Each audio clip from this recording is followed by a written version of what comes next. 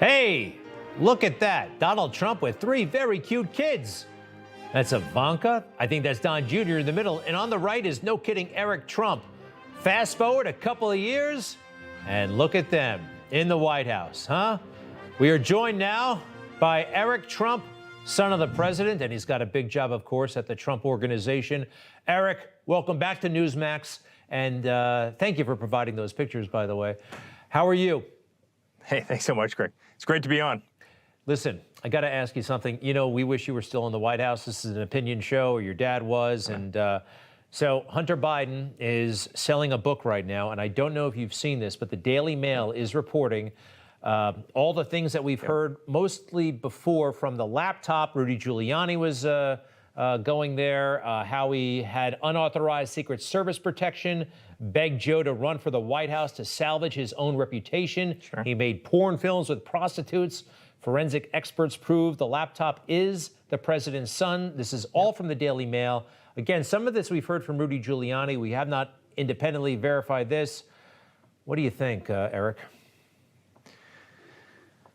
Well, listen, I mean, first of all, Greg, I mean, frankly, I feel bad for him. I mean, I do. He's a troubled kid. I think, you know, he probably has some really bad parenting right now from Joe at the top. It doesn't seem like, you know, they're stepping in to help. Maybe I could be wrong, but, you know, it doesn't seem like that kind of parental support is there. You know, I feel bad for him. Greg, every person in this country knows somebody who has fallen, you know, to substance, to, you know, alcoholism, et cetera, right? And, you know, your heart goes out for those people. At the same time, when you look at the way that the media has coddled him, right, you know, drugs, crack, prostitutes, lying on ATF gun forms, you know, taking millions of dollars out of China while his father was vice president, taking millions of dollars out of Ukraine while his father was president, profiting off of government, all these kind of schemes, some of the other things found on the laptop, which you didn't even mention, go on. And then you see how he's coddled, and then you look how Don, Ivanka, and I, and our family, including Barron and including Tiffany, you know, Barron's a young kid, and, you know, who have lived incredibly clean lives, who have never fallen for any of that stuff, who get up every single day. We're the first people at work. We're the last people to leave.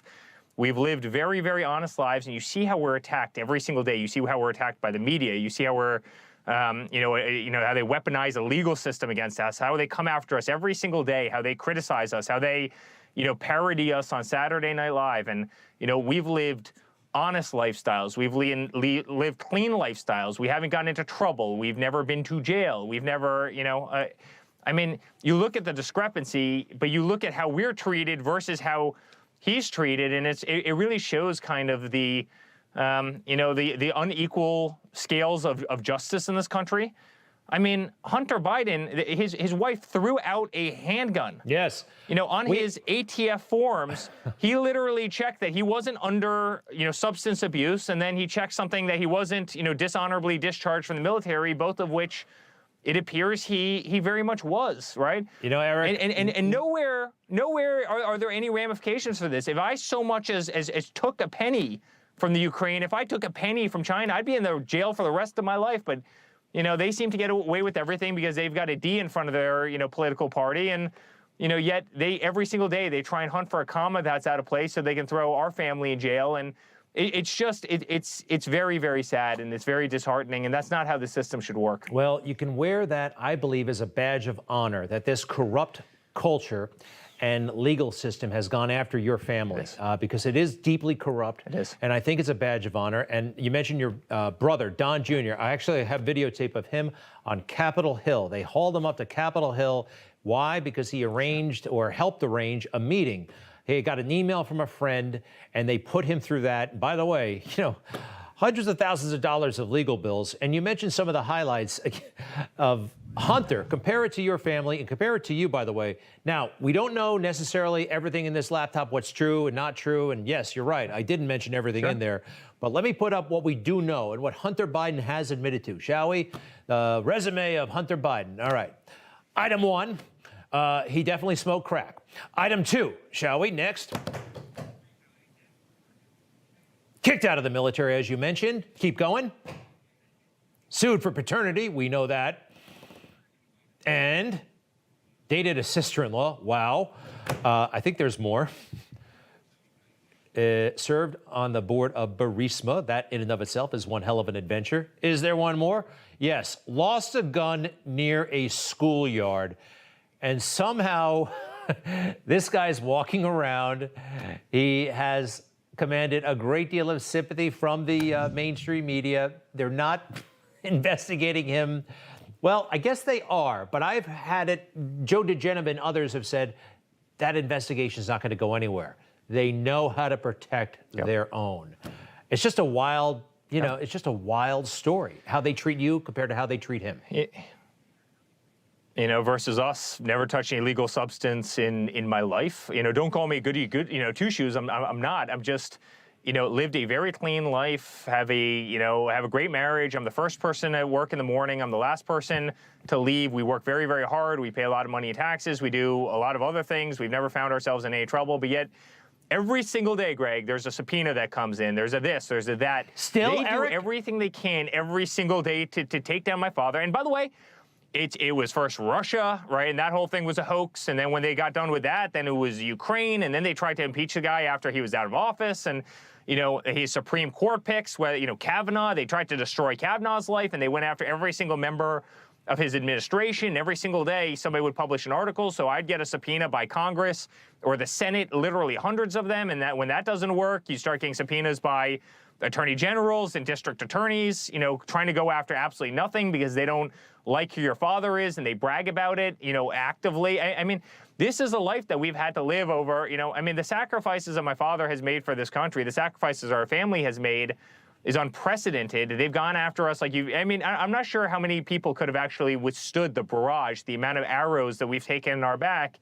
And again, I feel for Hunter. I have friends who have died because of substance abuse. It's no laughing matter, but at the same time, when you look at the treatment of him, right, and the way he's protected and the way he's shielded versus the treatment of us, at a very young age, I was raising, $25-30 million for dying children at St. Jude Children's Hospital with one of the lowest expense ratios of any charity in the country. And guess what? All I was doing was getting arrows in my back every single day. And it's I guess the hypocrisy and the unfair treatment is what gets me, not the ailment, which is, I really think Hunter could come out and be the poster child, for rehabilitation and getting over addiction and getting over substance abuse. And that would be a beautiful thing for our nation.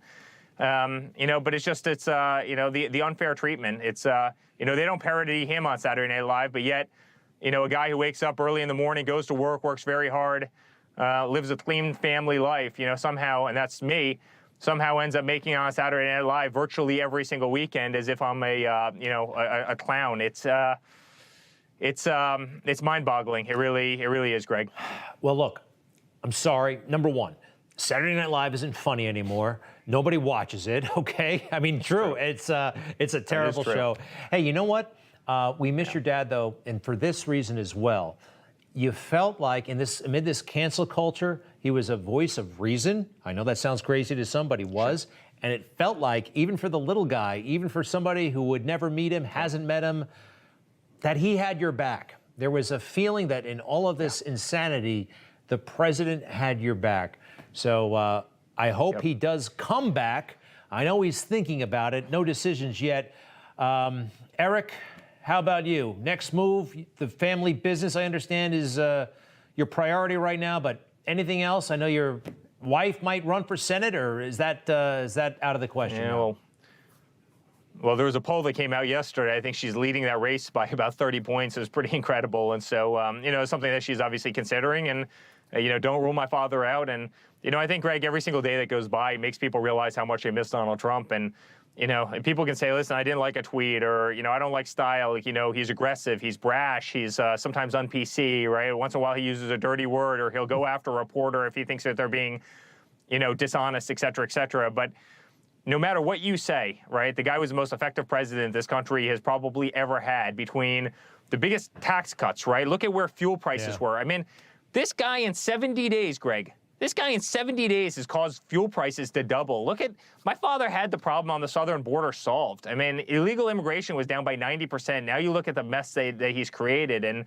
Joe Biden lifts sanctions on Iran, a country that chants, death to America. I mean, it's unbelievable. And then you just look at the lack of charisma and the lack of, energy and the lack of fight, and you don't see the guy. He won't answer questions. You don't see Kamala Harris, right? I mean, where is she, right? And no one can say in this country that my father didn't fight tooth and nail, 24 hours a day, 7 days a week, for this nation. That's what he did. He did that as a business guy.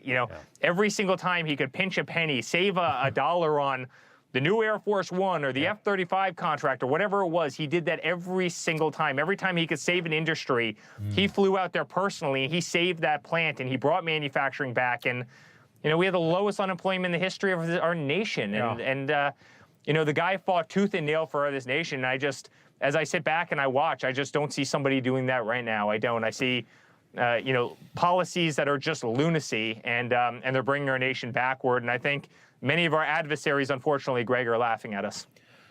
Well, we'll never have a president like him again, unless we have him as president again, which where a lot of people are hoping that. Eric Trump, to be continued. Thank you so much for being with us. Best to your family, especially your dad. Thank you, Greg. You bet. Take care. We'll be right back. Thank you. Hey, I'm Rob Finnerty. Thanks for watching. If you enjoyed this video, please join the conversation in the comments below. Don't forget to subscribe, too. Hit the bell icon to be alerted to breaking news. And remember, there's a whole lot more on Newsmax TV, America's fastest growing cable news network. Newsmax TV, we're real news for real people.